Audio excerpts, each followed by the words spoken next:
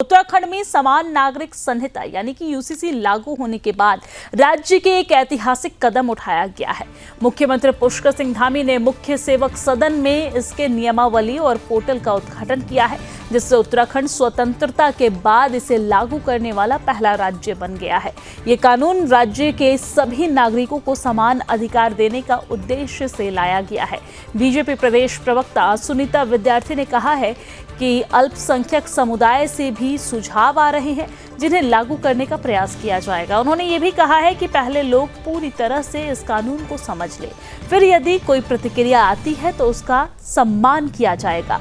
वहीं कांग्रेस नेता देवेंद्र सिंह ने यूसीसी पर अपनी आपत्ति व्यक्त करते हुए इसे भेदभाव का षड्यंत्र बताया है।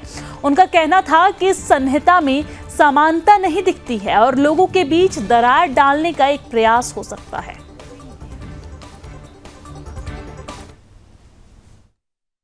यूसीसी के मुद्दे पर हम पहले से ही कह रहे हैं कि ये असंवैधानिक है और गैर कानूनी है। प्रदेश को इसको बनाने का या लागू करने का कोई अधिकार ही नहीं है। चारों तरफ से इस तथ्य के आधार पर आवाजें उठ रही हैं। प्रदेश सरकार को सोचना चाहिए, लेकिन ये बीजेपी की आदत है। बीजेपी और सत्ताधारी दल का ये एक सिस्टम है काम करने का कि अपनी बात को पहले थोप दो और फिर उसमें जो लोग चिल्लाने लगे, जिसको तकलीफ हो वो रोने लगे, फिर उस पर हम पुनर्विचार करेंगे।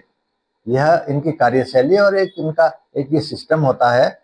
इनको चाहिए था यूसीसी में पहले ही सभी सामाजिक या सामुदायिक जो नेता हैं, उनके धर्म गुरु हैं या जो लोग भी हैं उत्तराखंड में रहते हैं, उनके सबके एक समूह को बुलाकर उनकी सारी संस्कृति, सभ्यता, उनके रीति रिवाज, उनकी परंपराएं, उन पर बातचीत करते हुए उनको एक एमिकेबल सेटलमेंट इसका होना चाहिए था, जो नहीं हुआ। बड़े दुर्भाग्य की बात है कि आनंद फानन में एक ही मुद्दा सुर्खियों में है कि इन्होंने हमारे युवाओं को, छात्रों को, खासकर स्कूल में जो बच्चे पढ़ते हैं, जो कहीं जॉब के लिए कहीं इधर उधर घर से गए हुए हैं, उनका भविष्य खराब करने का इसमें साजिश की है। देखिए, सबसे पहले उत्तराखंड राज्य प्रथम राज्य के रूप में आगे बढ़ा है और यूसीसी लागू करने वाला प्रथम राज्य बना है। उसके लिए पूरे प्रदेशवासियों को, देशवासियों को शुभकामनाएं हैं।